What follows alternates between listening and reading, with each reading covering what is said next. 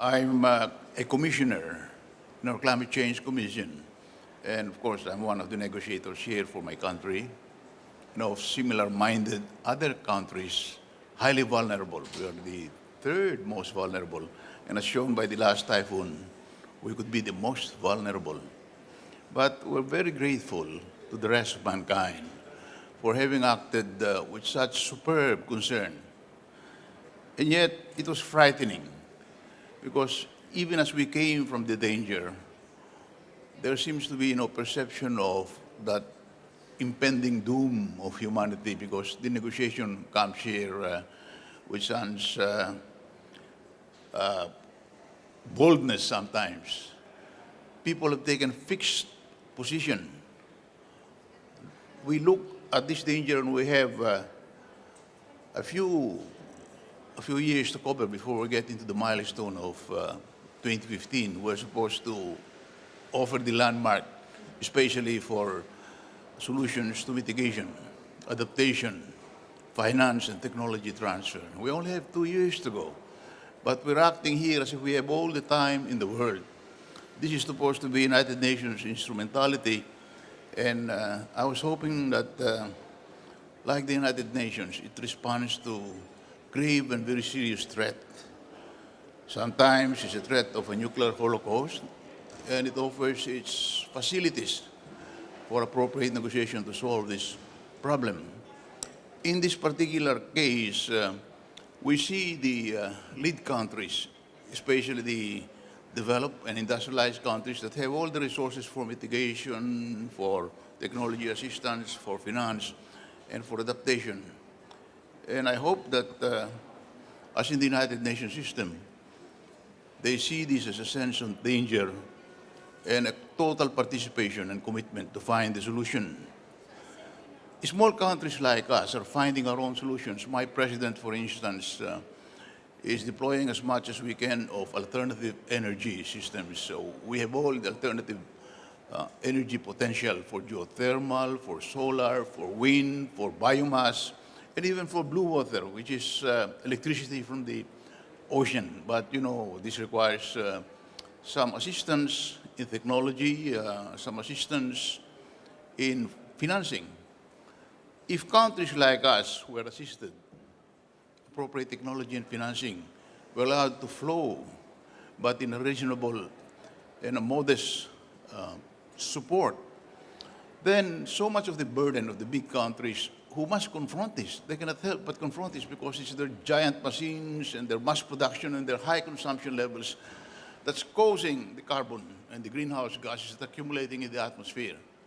Their ruin is going to be our ruin. But the leadership must come from somewhere, yeah. Obviously, Typhoon Haiyan has had a devastating effect on your country. This would require adaptation to be resilient to more events like this. What do you think of the ADP roadmap that was published today? It's too late to put it on the ADP world map.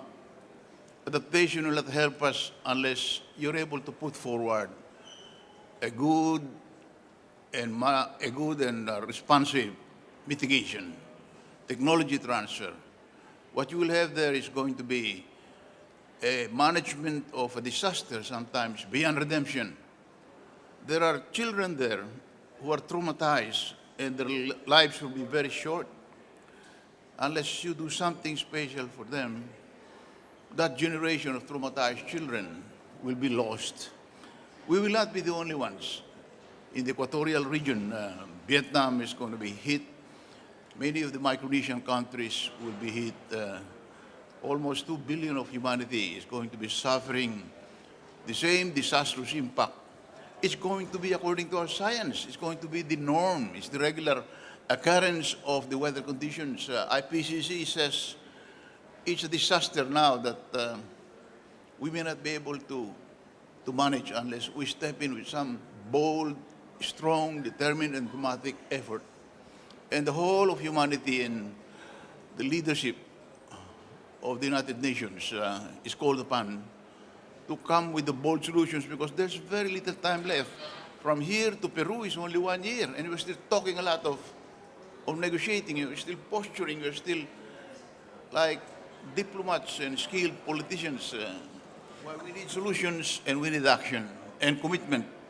I understand the Philippines has been blocking MRV technologies to make sure that emission cuts are measurable, reportable and verifiable.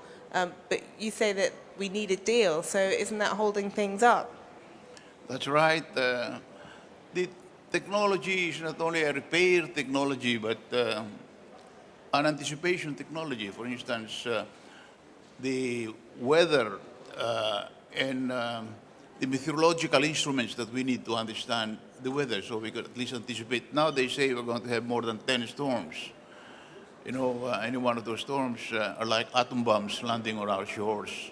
And we're broken to several islands because we are an archipelago. And the vulnerability is very extreme for archipelagic countries like we are. So the need for technology is really a crying need for survival. So that technology, which means finance, should be made accessible to us. We don't mind paying for technology accessible to us, but under very reasonable terms, terms that the country can afford. Aside from the fact that the resources which we have is shared by the rest of humanity. We produce a lot of nickel, we produce gold, we produce people. We have doctors, engineers in all many parts of the world.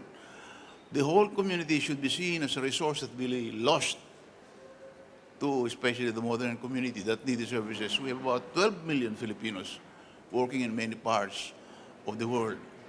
So it's frightening that here we find that the negotiation is taking a very slow turn, even as the countries that are participating here have shown a very sensitive caring for what happened in Tacloban later. Our president is very grateful and is also trying very hard to deploy renewable systems. We have all the possible sources of renewable energy. But again, we can make the whole country a model and we'll try our best to be one of the models. But we will need the support. Okay. Yeb Sano, your lead negotiator, has been fasting in solidarity with people back in the Philippines. How is that affecting your negotiating team? I think the people are closer to what we're doing here. But the people also feel that we must do our part, and we will do our part. Many small communities like us would like to see some radical efforts on the part of the developed, the rich communities, communities that have control of technology, while we do our part.